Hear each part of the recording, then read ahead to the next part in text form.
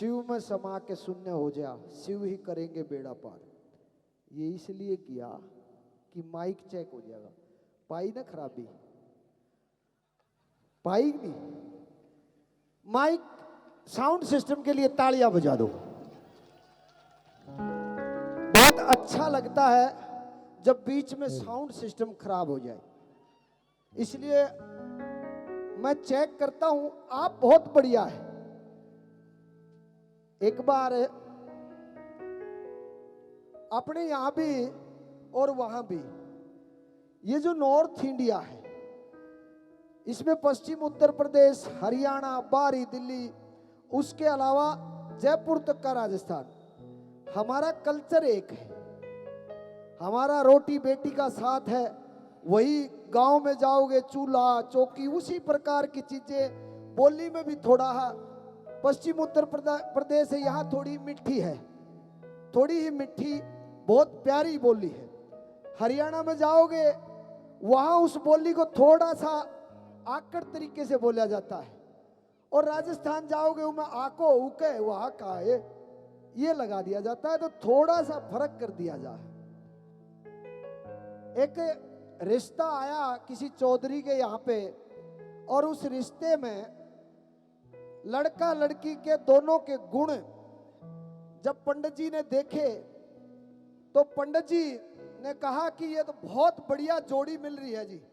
चौधरी साहब, आपके लड़के को जो लड़की मिल रही है, आपके लड़के की और उस लड़की की जो गुण है वो 36 के 36 चौधरी साहब मिल गए। 36 के 36।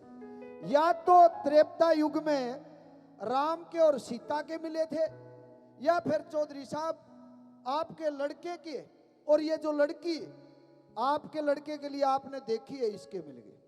उसने लड़की वाले को बुलाया और बोला, सुनो भाई साहब, बात यह है यो रिश्ता मन मंजूर नहीं। आजकल तो तोड़ा हो रहा है।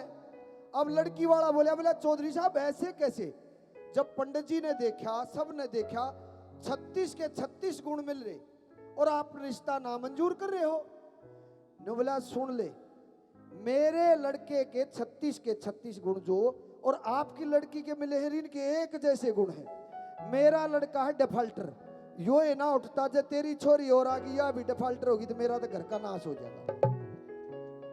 तो मेरे और साउंड सिस्टम वाला के 36 के 36 गुण मिल रहे हैं। कार्यक्रम का पता नहीं कित का जागा, कौन सियारा पकड़ेगा। इसलिए 2 लाइनें और आपके बीच में, उसके बाद शांति का दान आप मत देना। कदे कोई अपना आप में नहीं सोच रहा हो शांति का दान दूं, शांति को दोहरे रखना। जिसकी शांति गई उसमें क्रांति आई। आजकल जब तक ये पीछे बैठे शादीशुदा कम है, देखो ये हालात देखो आगे, ये जो अफसर साहिबान है सभी शादीशुदा हैं। हंसते भी हैं, मुस्कुराहट को थोड़ा सा लेके आते, क्योंकि अंदर दर्द बड़े छुपे हैं। जब तक तब न मौज ली जाना मेरे पत्रकार साथियों। शादी से पहले आप मुस्कुराओगे, चेहरा खिलेगा, कट वाली ढाडी होंगी उसमें भी लालक दिखाई देगी। और जब शादी हो जाएगी 1 साल तक तो ये रहेगा जी, हाँ जी दाल में घी डालूं, सब्जी में ये करूं, दूध को गर्म करूं, उसमें काजू बादाम डालूं, हल्दी डालूं। 1 साल के बाद दोनों बात करेंगे, और तीसरे साल वाले को कि पढ़ ले न पढ़ाने। तो इसलिए जो शादीशुदा है, जो शादीशुदा वो भी हंस सकते हैं, हंस सकते हैं, क्योंकि आज हंसोगे तो 5-4 दिन तक जवानी का पहरा रहेगा अंदर। नहीं तो 3 साल के बाद शादीशुदा व्यक्ति अपने आप को ये मान लेता भी बड्डे हो गए, आगे भविष्य में बालक कमाऊंगी। इसलिए आप अगले 70-80 साल तक ये युवा देश है तो जवान रहना है। और जवान इस देश के लिए क्या कर सकता है। मैं ये भगवान का, शिव का नाम लेता हूं, परम पिता का नाम लेता हूं, उसके साथ साथ अगर एक तालमेल और मैं और साउंड वाला बिठा के देखेंगे, बैठ गया, तो मैं शहीद आजम सरदार भगत सिंह का नाम लूंगा, मैं भगवान के रूप में उनको मानता हूं, तो उनका भी नाम लूंगा। वो जब मैं नाम लूं, उनका नाम आए, तो आपसे प्रार्थना है कि ऐसे युवा जो कि कितने साल पहले अंग्रेजों ने उनको फांसी तोड़ दिया था और हमें आजादी की सांस दिलाने के लिए वो शहीद, हमारे पूरे भारत में जो भी शहीद सेना में होते हैं या कहीं भी होते हैं, लाखों लखों के जवान, ऐसे गाबरू 7 लाख से ऊपर लोगों को अंग्रेजों ने मारा, शहीद कर दिया।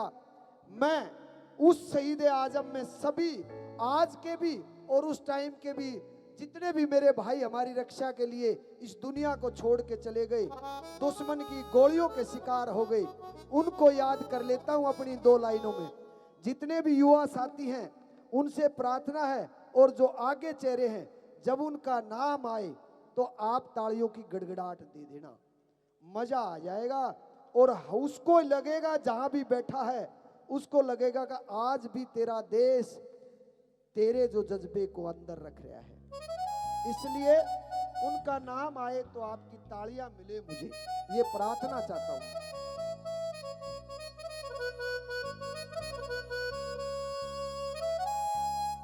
हो देश के ऊपर जान झोंक दे, जवान ऐसा चाहिए। हो देश के ऊपर जान झोंक दे, जवान ऐसा चाहिए। अरे जज्बा और जज्बात भगत सिंह मान जैसा चाहिए। जज्बा और जज्बात भगत सिंह मान जैसा चाहिए। वो देश के ऊपर जान झोंक दे, जवान ऐसा चाहिए। देश के ऊपर जान झोंक दे, जवान ऐसा चाहिए। जज्बा और जज्बात भगत सिंह मान जैसा चाहिए।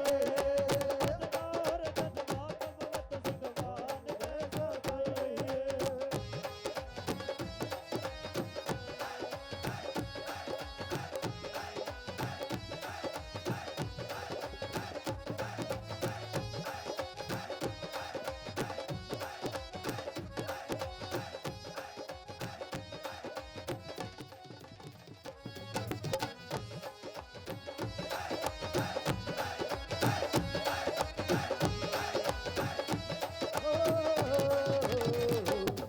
ओ देश के ऊपर जान झोंक दे, जवान ऐसा चाहिए।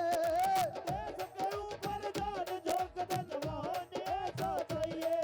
अरे जज्बा और जज्बात भगत सिंह मान जैसा चाहिए। जज्बा और जज्बात भगत सिंह मान जैसा चाहिए।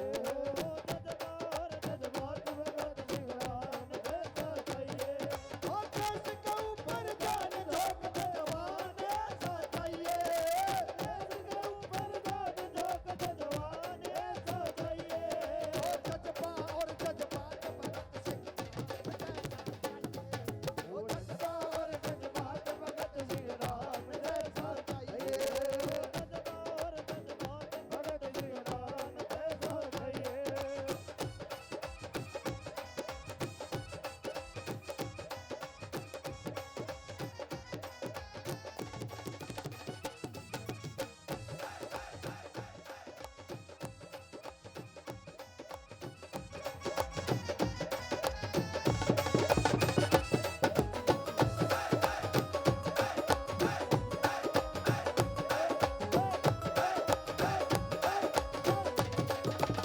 वंदे मातरम, वंदे मातरम, वंदे मातरम, वंदे मातरम, वंदे मातरम, वंदे मातरम, वंदे मातरम, वंदे मातरम।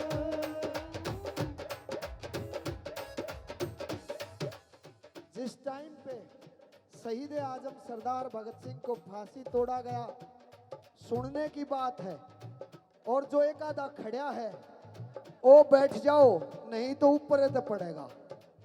गारंटी है प्यार से बैठो, आओ भगत करने वाले वहां हो जाओ, क्योंकि अब एक सैलाब आएगा।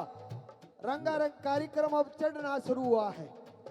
जब शहीद आजम सरदार भगत सिंह को फांसी तोड़ा गया और उससे पहले जब फांसी की सजा सुनाई गई, उस टाइम पे दुनिया के कानून के अनुसार उनका वजन तोला गया सजा के टाइम पे, और जिस टाइम पे उनको फांसी तोड़ा गया उस टाइम पे वजन तोला गया।